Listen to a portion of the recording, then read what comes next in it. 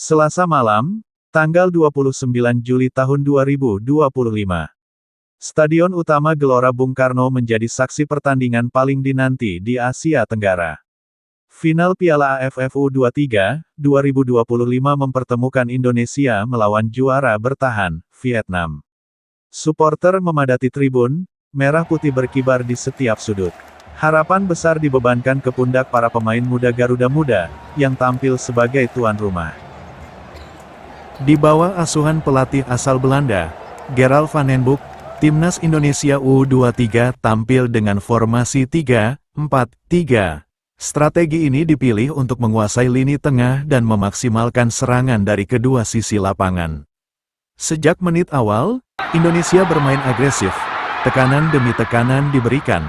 Statistik menunjukkan dominasi jelas, 68% penguasaan bola dan 7 tembakan. 2 diantaranya mengarah tepat ke gawang Vietnam, tapi penyelesaian akhir jadi persoalan utama.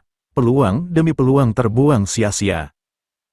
Di tengah tekanan tersebut, Vietnam menunjukkan efektivitas luar biasa. Di menit ke-36, lewat skema serangan balik cepat, Nguyen Chong Buang sukses mencetak gol ke gawang Indonesia. Skor 0-1 mengejutkan publik GBK, dan membuat para pemain Indonesia harus mengejar ketertinggalan. Tertinggal di kandang sendiri jelas bukan skenario yang diharapkan. Di sisa babak pertama hingga turun minum, Indonesia berusaha keras mencari gol penyeimbang. Namun lini belakang Vietnam sangat disiplin. Memasuki babak kedua, intensitas meningkat, Indonesia kembali menekan.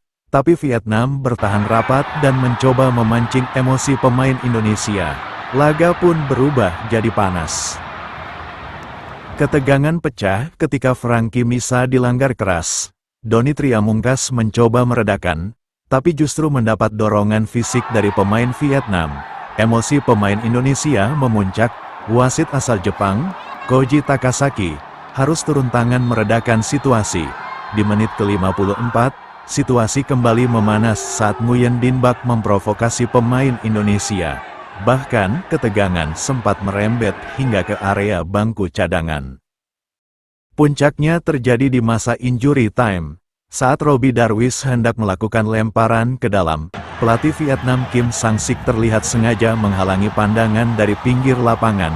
Asisten pelatih Indonesia, Van Rebeek, bereaksi keras dan sempat menyingkirkan botol air dari bangku cadangan lawan. Aksi ini dinilai tidak pantas oleh wasit dan Van Rebeek diganjar kartu merah. Ironisnya, pelatih Vietnam hanya menerima kartu kuning, memicu kontroversi dan kemarahan supporter Indonesia.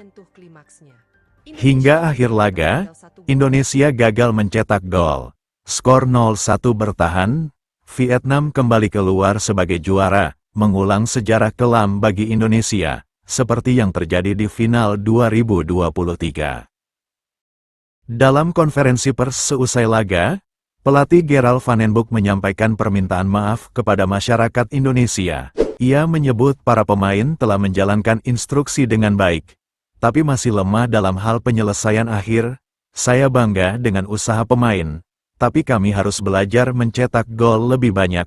Dominasi tanpa gol tidak cukup. Di saat publik masih kecewa, Van den Boek memberi kabar mengejutkan. Ia tidak akan mendampingi Timnas U23 di SEA Games 2025. Soal SEA Games, itu bukan tugas saya. Saya ditugaskan untuk kualifikasi Piala Asia U23 2026, dan saya akan fokus mempersiapkan tim untuk itu.